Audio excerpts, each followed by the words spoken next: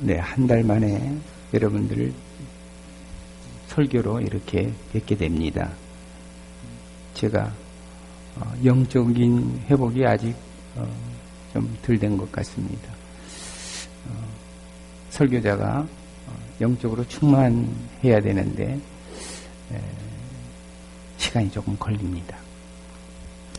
한 달 전에 제가 무슨 주제로 설교했는지 아마 기억하신 분들은 별로 없을 것 같습니다. 빛의 세계에 대해서 말씀을 전했지요. 성찬식을 하는 관계로 시간이 이제 단축되니까 충분히 말씀을 전할 수는 없었습니다. 그것에 이어서 오늘 또 말씀을 빛에 관련된 말씀을 전하기로 합니다. 그때 설교의 주제는 하나님이 빛이다. 하나님이 빛이면은 하나님을 믿는 사람들도 저절로 빛이 된다라고 말씀을 드렸습니다. 하나님이 빛인데 내가 왜 빛이 되느냐? 하나님이 내 안에 계시면 나는 저절로 빛이 될 수밖에 없는 것입니다. 오늘은 빛의 사람들, 이 빛을 가진 사람들이 어떠한 모습으로 살아야 될까? 어떤 삶을 위하여 노력을 좀 하면서 기도하면서 하나님과 교통하면서 성령의 인도함을 받아서 살 수 있을까? 이 사람들에게 나타나는 말씀을 여러분들에게 전달해드리고자 합니다. 먼저 빛이란 정말 무엇인가? 하나님께서 말씀하시는 빛이란 이런 빛을 얘기하는가? 그런데 하나님이 하신 빛의 말씀은 비유입니다. 하나님께서는 나는 부활이요 생명이요 이렇게 말씀하시면은 우리가 이해하기가 굉장히 어려운데 이것은 비유입니다. 그러므로 사람들이 이해할 수 있을 비유를 드시는데 인간의 눈에 보이는 어떤 사물을 가지고 보이는 것들의 성격을 가지고 하나님께서는 전달해 드리는 거예요. 하나님의 마음을, 하나님의 생각을 전달하는 것입니다.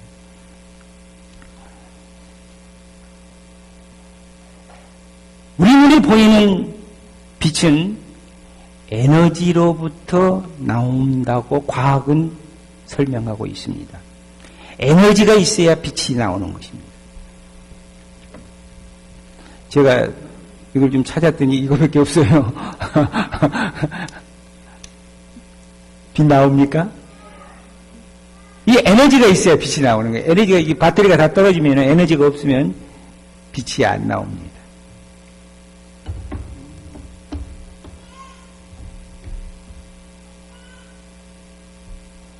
모든 세상 만물들은 하나님이 창조한 모든 피조물들은 에너지를 갖고 있어요.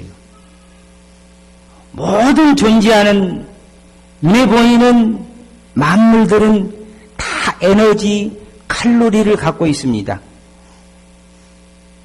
우리의 몸은 이런 칼로리를 확보하기 위해서 매일 적당한 음식을 먹어야 됩니다. 자, 이 종이가 여러분들 에너지를 갖고 있을까요? 안 갖고 있을까요? 태워보면은 알 수 있습니다. 이 종이도 에너지가 있으니까 태우면은 빛이 납니다.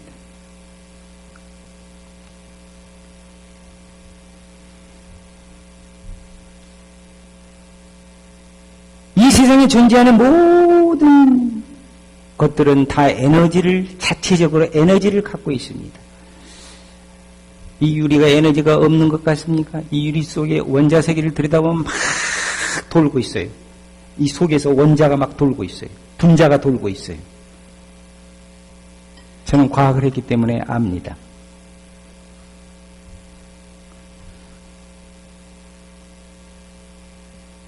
태양은 불덩어리입니다. 태양은 이 태양계의 에너지원입니다. 태양은 수소가 핵융합을 하면서 막 불이 타는 거예요.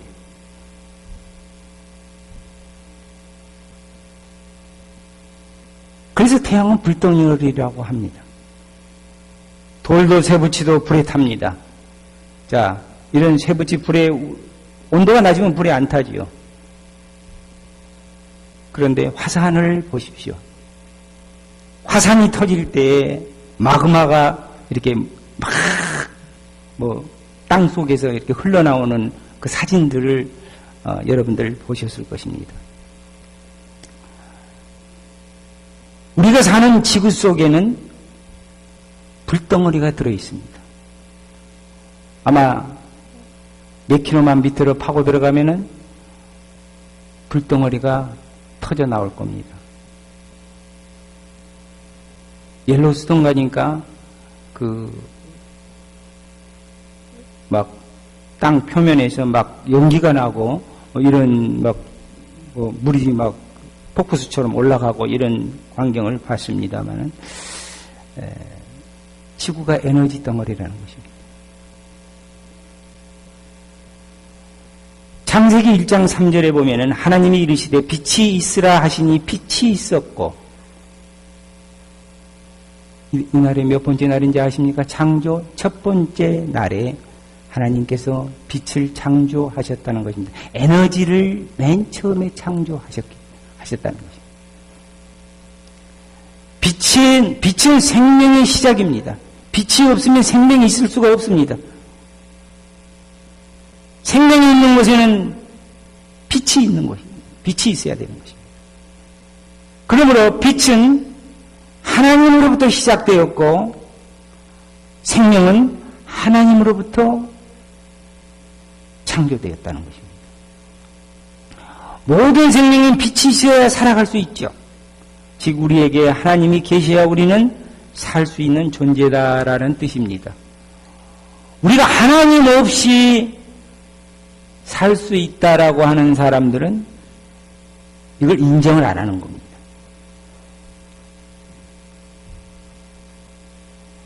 빛의 성질에 대해서 하나님께서는 그 성질에 비추어서 너는 빛의 사람이 되라, 빛의 자녀가 되었다라고 말씀하시는데 빛의 성질은 제가 몇 가지만 설명해 드릴게요.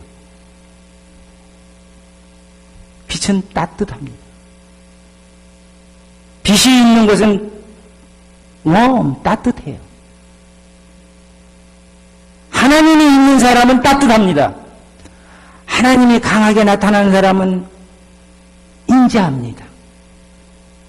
사랑이 많습니다. 온화합니다. 냉정하지 않습니다. 사람을 정죄하지 않습니다. 사람이 사람을 어떻게 정죄합니까? 하나님밖에 정죄할 분이 없는데 사람들은 정죄합니다. 빛은 밝습니다. 하나님이 있는 사람들은 밝은 삶을 살 수밖에 없습니다. 어려워도 웃고 어려워도 감사하고 괜찮아 잘 될 거야 밝게 살아갈 수 있는 사람들은 믿음의 사람들이지 믿음이 없는 사람들이 밖에 살아갈 수가 없는 거예요. 왜? 하나님이 계신다는 증거가 바로 그거거든요. 그래서 성경은 믿는 사람들에게 기뻐하라고 말합니다. 기뻐하라, 즐거워하라. 항상 기뻐하라. 빛은 어둠을 쫓아냅니다. 하나님이 있는 사람들은 어둠을 몰아냅니다. 어둠이 우리 속에 틈탈 때가 많이 있습니다. 내 속에 하나님이 계시면 빛이 싸웁니다. 어두운 빛을 이길 수가 없어요. 어두운 데 불을 탁 켜면은 다 드러나지 않아요. 어둠 물러가지 않아요. 하나님이 있는 사람들은 어둠의 영이, 악령이 우리에게 틈타고 우리를 지배하려고 하고 우리를 맘대로 이끌려고 하더라도 우리는 이길 수밖에 없습니다. 승리할 수밖에 없습니다. 우리가 지금 이 땅에 사는 것은 하나님께서 우리에게 천국을 주시기 위해서 파이팅하는 것, 싸우는 것을 우리에게 지금 경험케 하십니다. 악령의 세계와 파이팅하는 교회, 문제가 없는 교회, 싸우지 않는 교회가 아니라 싸우면서도 이기는 교회, 어둠이 침투해서 시험이 올 때도 승리하는 교회, 막 이런 일이 저런 일이 일어나도 하나님이 하실 거야. 괜찮아. 우리는 기도해야 돼. 하나님이 안 하시면, 성령이 임하시면, 성령이 충만하면 다 이길 수 있어. 그래서 오늘까지 알칸사 사랑의 교회는 이렇게 세워지고 이렇게 우리가 섬기는 교회로 이렇게 자라가고 있습니다. 다윗은 시편 27편 1절에서 여호와는 나의 빛이요 나의 구원이시니 내가 누구를 두려워하리요? 여호와는 내 생명의 능력이시니 내가 누구를 무서워하리요? 라고 고백하고 있습니다. 다윗은 인생을 살면서 죄도 많이 짓고 사람도 죽이고 강간도 하고 뭐 이런 실수들을 많이 했지만 또 죽을 뻔한 때가 너무나 많이 있었죠. 핍박당하고 아들한테 쫓겨가지고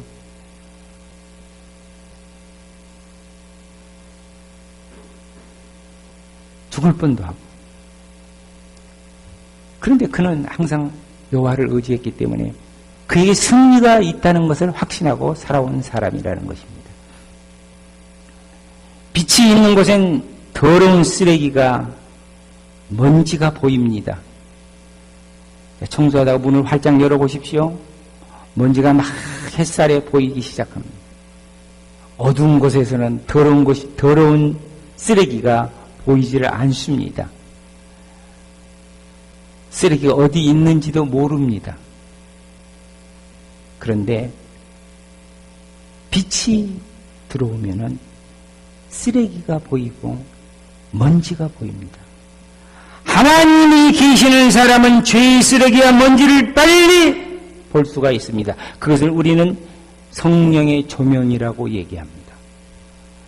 회개도 성령께서 조명을 해 주셔야지 죄가 보이고 죄가 깨달아지지, 말씀도 모르고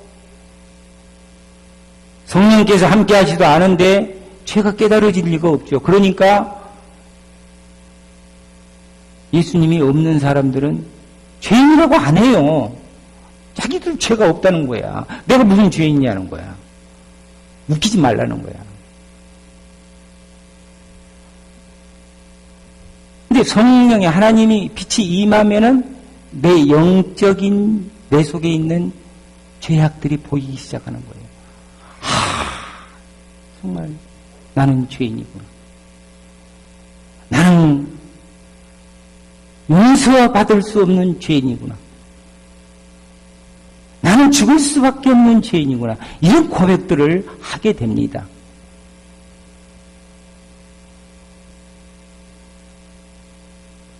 고백했다고 그 사람이 금방 천사가 됩니까? 그렇지 않아요. 시간이 많이 걸립니다. 사람은 성장해야 되는 존재지 바로 늙은 존재가 아니요. 태어나자마자 늙은 존재가 아니요. 태어나서 늙으려면 시간이 걸려. 성장하려면 시간이 걸려. 태어나서 사람이 성장하려면 20년이 걸려. 그 안에 있는 영도 함께, 영은 한 번에 거듭나지만은 영의 생명도 함께 자라가는 것입니다.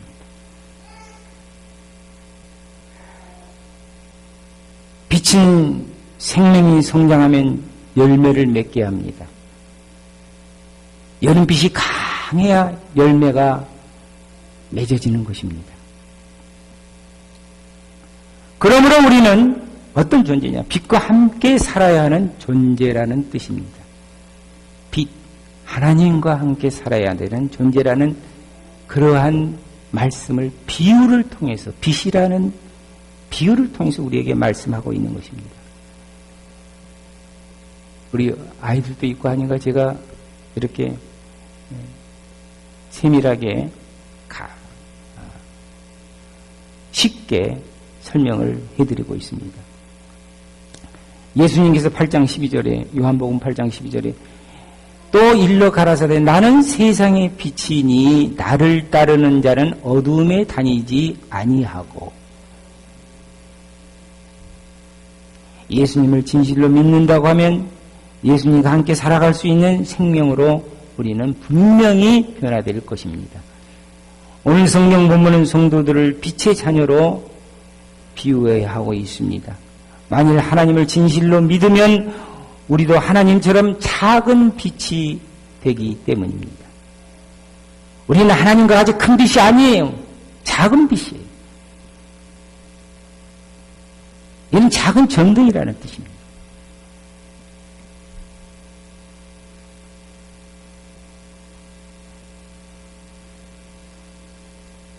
우리는 빛의 자녀로 신분이 변하게 됩니다. 빛 대신 예수님이 내 안에 성령으로 계시기 때문입니다. 예수님이 믿음으로 우리가 예수님을 영접할 때 예수님이 우리 안에 들어오셔서 빛으로 이렇게 들어오시면은 이 안에 지금 전등 전구가 켜져 있죠.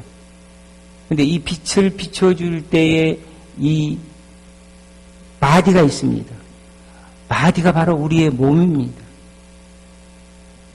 이 반사경이 이것이 더러우면은 빛이 약해집니다. 그리고 이것이 막히면은 빛이 있어도 비춰지지를 않습니다. 이제 여러분 아시겠죠? 무슨 애완지 이해하시겠죠? 그래서 우리가 하는 일은 그저 교회의 일원으로서, 교회의 지체로서 예배드리면서 성찬하면서 깨끗이 회개하고 싶고, 또 주님 앞에 기도하면서 회개하고 싶고 하면서 점점 이게 깨끗해지기 시작해요. 그래서 빛이 되는 거예요. 그러니까 그런 사람들이 바깥에 나가면은 저 사람은 예수 믿는 사람인 것 같아. 뭐 이런 얘기를 듣게 되는 거죠. 우리가 할 일은 막 내 노력으로 하는 게 아닙니다. 우리는 그릇을 비우고, 우리는 막 그릇에다 막 세상 것들 막 가득 채워놓고 여기다 채워주십시오. 이 그릇에다가 세상 것 다 이만큼 하나 채워놓고 돈 채워놓고 여기다 채워두려면 하나님이 보니까 너 채울 거 없다. 세상 돈으로 가득 차 있는데 뭘 채우냐? 이러실 거예요. 비워야 돼. 비워야 채워. 근데 깨끗이 비워야 돼. 깨끗이 비우지 않으면 채워도 다시 더러워져. 이 그릇이 더러우면은 깨끗한 물 부어봐야 더러운 물 돼.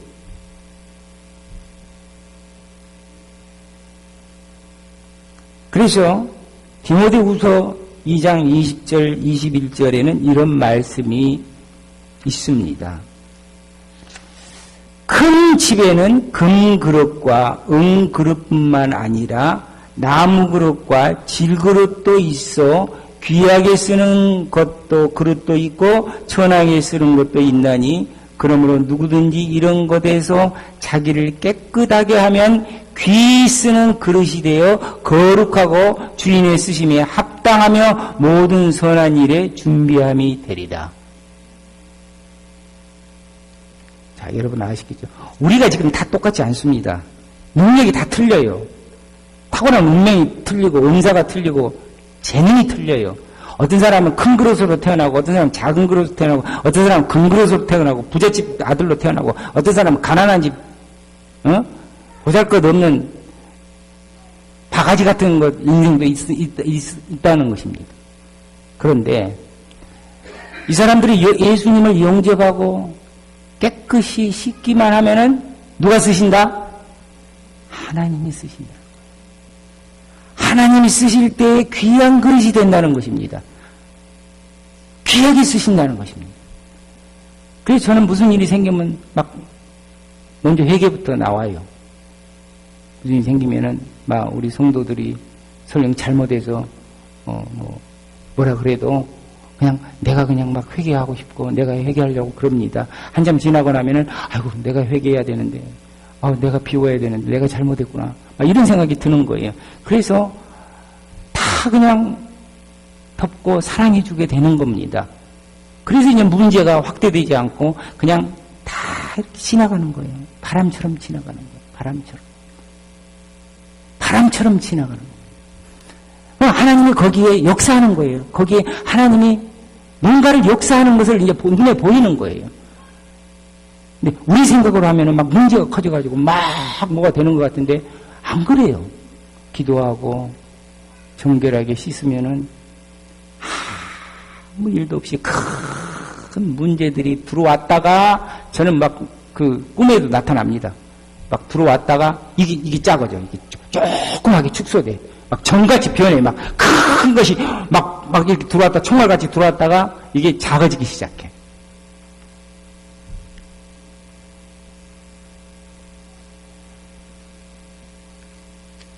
오늘 성경 본문은 너희가 전에는 어둠이더니 너희란 누구일까요? 에베소 교인들과 수신자를 말하고 있습니다. 예수를 영접하지 않았던 때가 있었던 회심한 한 부류의 사람들입니다. 또 한 부류의 사람들은 6절 하반절에 나오는 불순종의 아들들이라고 말씀하고 있습니다. 과거에 예수를 믿지 않은 사람들이 변화돼서 예수를 믿고 변화돼서 회심한 사람들이 있고 또 한 부류는 불순종의 아들들이 있는데 현재는 신자이지만 불순종하는 부류의 사람들에게 하신 말씀인데 이 사람들이 어떤 사람들이냐? 교회에 들어와서 예수를 믿는다고 하는데 불순종하는 거예요.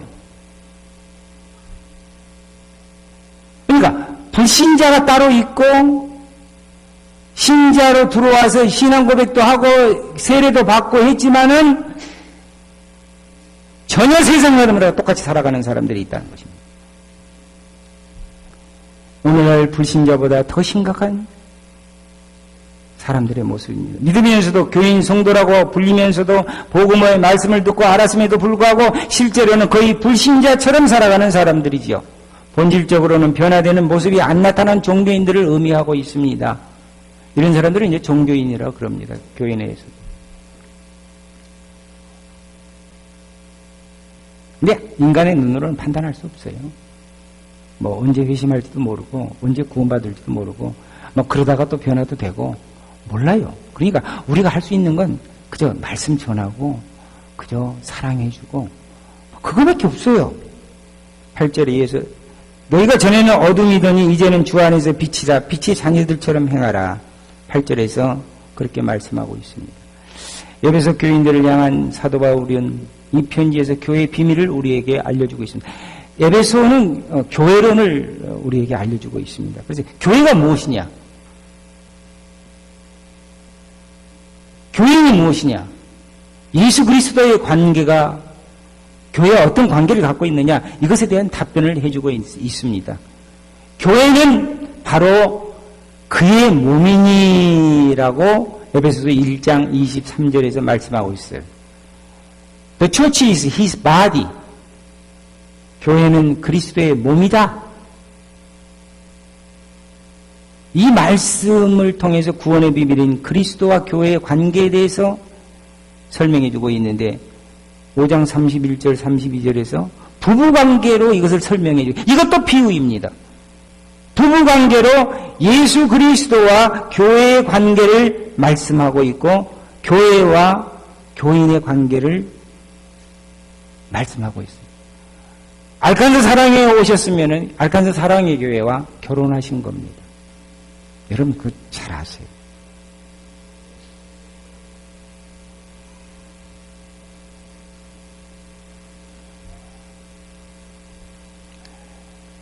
교인들은 그리스도의 몸인 교회 공동체의 한 지체들, 한 부분이라고 말씀하고 있습니다.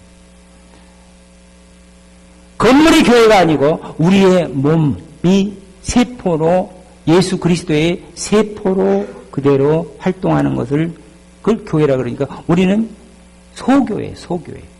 소교회가 걸어다니는 거예요. 소교회가 이렇게 걸어다니는 거예요. 이게 교회예요. 지금 조성한 목사는 알칸사 사랑의 소교회 교회. 교인이고 교회야 교회. 내가 교회야. 그러니까 내가 잘못하면 교회 전체가 다 욕먹어.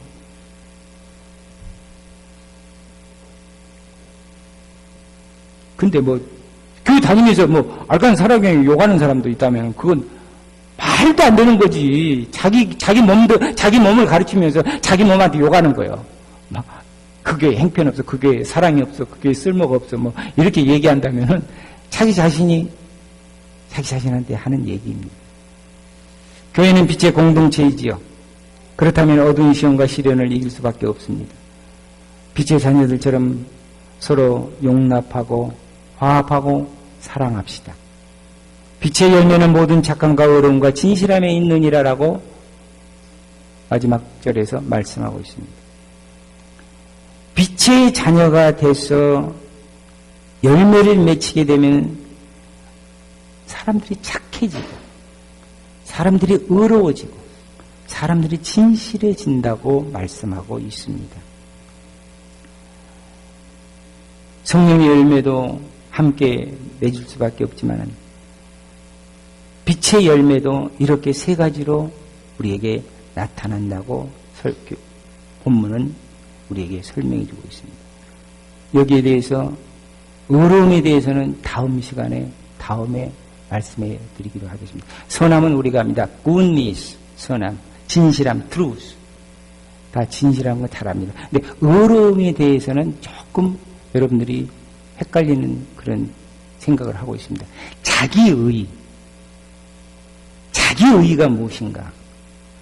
근데 여기서 말씀하시는 의로운 건 자기의가 아니고 예수 그리스도의 의를 말씀하고 있어요.